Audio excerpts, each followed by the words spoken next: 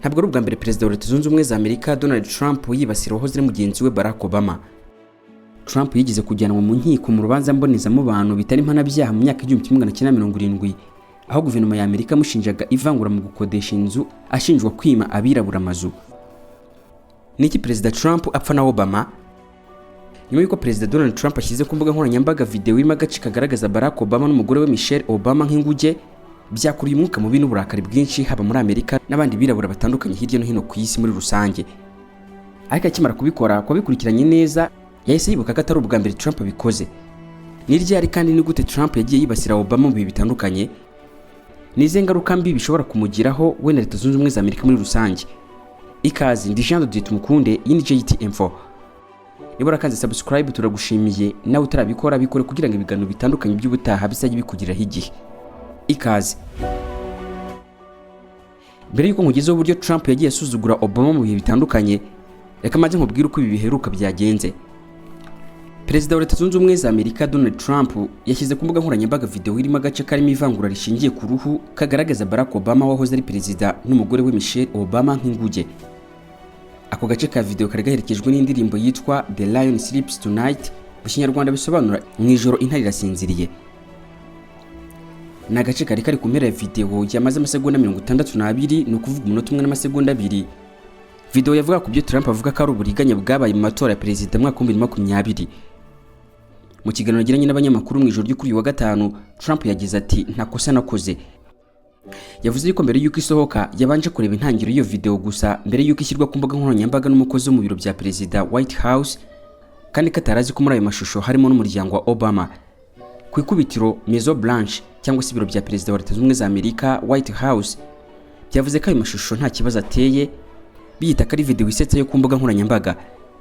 White House cyangwa se ibyo biro bya perezida byanasabye bayinenze kureka kuyishyira mu rwego rwa politike, kandi ari video yo gusetsa bisaba kureka kuyibyaza umusaruro mu buryo bwa politike. Ntabwo byarangiriyeho gutyo, kuko nyuma yuko abantu bayinenze cyane harimo n'abanyapolitike benshi b'aba Republikani ishyaka Trump aturukamo, iyo video yakuye kuri konti ya Trump ku rubuga rwe rwa Truth Social. Nyuma yaho Maison Blanche cyangwa se White House yaje kuvuga ko umukozi wo mu biro bya perezida yibeshye ayishyira hanze. Ntabwo bwari ubwa mbere Trump asebya cyangwa se yibasira Obama, dore izindi ncuro n'uburyo bwinshi yagiye amusebyamo. Ubwa mbere Trump yahimbye ikinyoma cyo kuvuga ko Obama atigeze avukira muri Leta Zunze Ubumwe za Amerika, ibyiswe Baffarism. Trump yumvikanye cyane kuva muri 2011 kugeza 2016 ashimangira ko Obama yavukiye muri Kenya, mu gihe Obama yavukiye mu kirwa cya Hawaii, kikaba ari nimwe muri Leta za Amerika. Ibi ngibi byafashwe nk'ivangura rikomeye cyane rishingiye ku ruhu, kandi rigamije guhinyuza ukwemerwa kwa Obama nka perezida. Nubwo Obama yaje gushyira hanze icyemezo cy'amavuko, Trump yakomeje kubivuga imyaka myinshi ahakana yuko atavukiye muri Amerika. Iki ngiki nacyo gituma abantu benshi bavuga yuko Trump yahereye kera yibasira Obama mu buryo budasanzwe. Ubundi buryo bwo kumwibasira, ujye utekereza aho wagana mu gihe ukeneye kwisuzumisha cyangwa gusuzumisha uwawe amarozi y'ubwoko bwose, bwabo ubutegano, ubutamikano, ubutongerano n'imyuka mibi. Ndabizi henshi wagiye byaranze, ariko igihe niki nguhagarika ibyo kwiri gusiragizwa n'ababamamyi bakwizeza ibitangaza bagamije kugucucura utwawe, nkaho utazi muganga gakondo Misamvu uhora kanahoza abugarijwe n'indwara z'akarande. Kwa muganga gakondo Misamvu dutanga umuti wo gufata ibisambo n'abarozi, kugaruza ibyibwe, kwigarurira uwakwanze, uburwayi bwo mu mutwe bufitanye isano no kurogwa n'uruhereko mu myaka. Ubuziranenge bw'imiti yacu bwatumye tugaba amashami mu karere kose ka Afurika y'ibiyaga bigari, duhereye mu bihugu birimo Rwanda, Uburundi, Kenya, Uganda, Tanzania na Kongo zombi. Kubifuza kuvugana na muganga gakondo Misamvu ni muhamagare munandika ubutumwa bugufi kuri 0793 65 55 41 cyangwa mutwandikire mukoresheje urubuga rwa WhatsApp kuri nimero akamenyetso ko guteranya 25 67 70 49 59 79. By'akarusho ku bari mu mahanga ya kure dukorana na DHL, ikigo cy'Abadage kabuhariwe mu kugeza ibicuruzwa kuri ba nyirabyo, ku buryo imiti yacu nayo ikugeraho mu minsi 3 gusa. Ubundi buryo bwo kumwibasira nuko Trump nyuma yaje kujya yitirira Obama ibibazo byose Leta Zunze Ubumwe za Amerika ifite. Mu gihe cya mbere cye cyangwa se muri manda ye ya mbere yavuye muri 2017 ikagera 2021, Trump yakunze kugira ati ibingibi ni amakosa ya Obama. Mu mbwirwaruhame ze yakunze kugira ati twasigiwe na Obama igihugu cyangiritse. Ibi ngibi yabivugaga asobanura yuko yaba urwego rw'ubukungu, urwego rw'ubuzima cyane cyane ku itegeko ryiswe Obamacare ryatowe ku bwa Obama rishyiraho ikiguzi gihendutse cyo kwivuza kuri bose, ibyo ngibyo akabinenga. Ariko kandi yagiye anenga urwego rw'umutekano yemwe n'ububanyi n'amahanga bwa Amerika, akavuga ko byose byangijwe na Obama. Ibi ngibi byari byarenze kunenga politiki gusa, bihinduka kwibasira umuntu ku giti cye.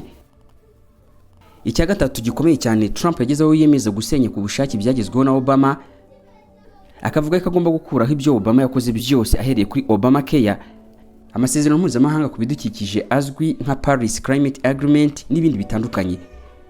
Yigeze no kuvuga mu buryo bwo gusetsa cyangwa se bwo gushyenga, ariko busebanya agira ati ndimo gusenya legacy ya Obama. Abasesenguzi bavuga yuko ibi ngibi byagaragaraga nk'urwango rurenze politike.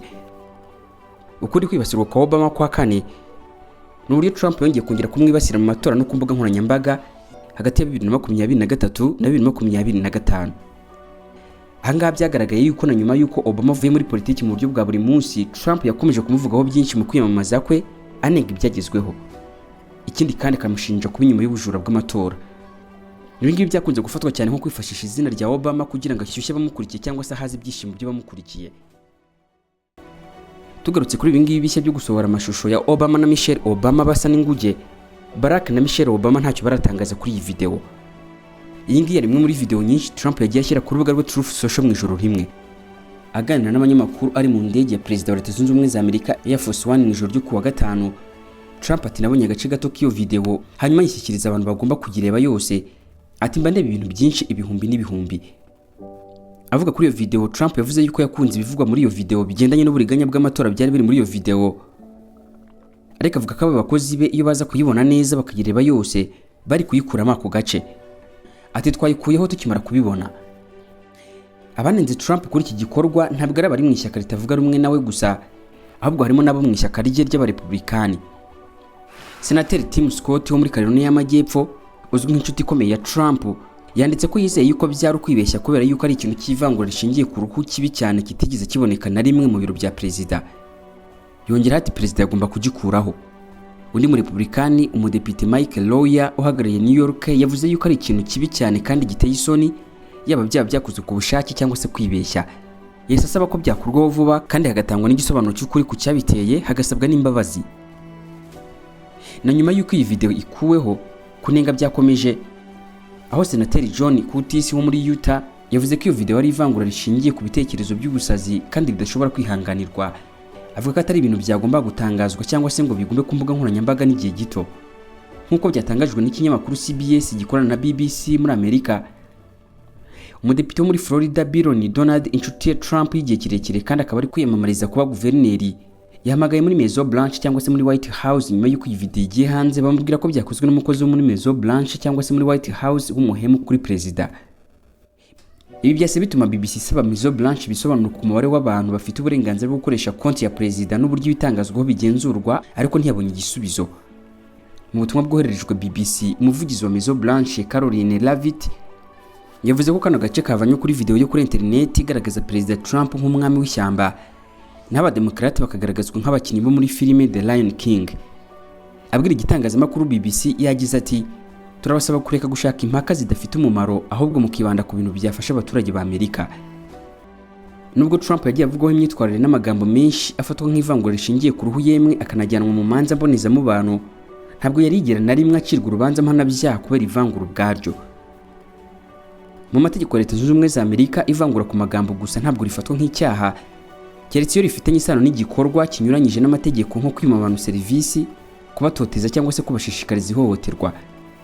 Icyakora Trump yigeze kujyanwa mu nkiko mu rubanza mbonezamubano bitari mpanabyaha mu myaka 1970, aho guverinoma ya Amerika mushinjaga ivangura mu gukodesha inzu, ashinjwa kwima abirabura amazu. Icyo gihe nubwo atemeye icyaha, yemeye amasezerano y'urukiko yamusaba guhagarika iyo myitwarire. Ku bijyanye n'ibi bikorwa bye bya vuba byo kuri Obama byo gushyira hanze amashusho ateye isoni yifashishije imbuga nkoranyambaga, biragoye ko byava mu rubanza mpanabyaha kubera uburenganzira bwo gutanga ibitekerezo n'ubudahangarwa bwa perezida aba afite. Ahubwo ingaruka zabyo zishobora kugaragarira cyane mu rwego rwa politike, isura ye mu baturage nuko azibukwa mu mateka. Mbere y'uko iyo video ikurwaho, Derrick Johnson, umuyobozi w'ishyirahamwe NAACP rirwanya ivangura rishingiye ku ruhu, yavuze ko iyo video ari ikintu giteye isoni kandi kibi kitababarirwa, ashinja Trump kugerageza gutuma abantu bibagirwa gutekereza ku bibazo bya Epstein no ku bukungu bwa Amerika buri gusubira inyuma, ahubwo bakita kuri ibi ngibi yaramaze gukora.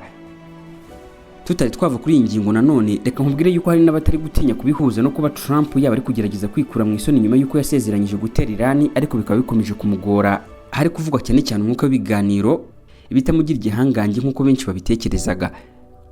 Ben Rhodes, wahoze ari umujyanama mukuru mu itumanaho ry'umutekano w'igihugu mu biro bya Obama, yagize ati reka Trump n'abanyamacakubiri bamushyigikiye babimenye, mu gihe kiri imbere abanyamerika bazigira ku muryango wa Obama nk'abantu bakunzwe kandi b'ingirakamaro, naho Trump azafatwa nk'igisazi cyabaye mu gihugu cyacu.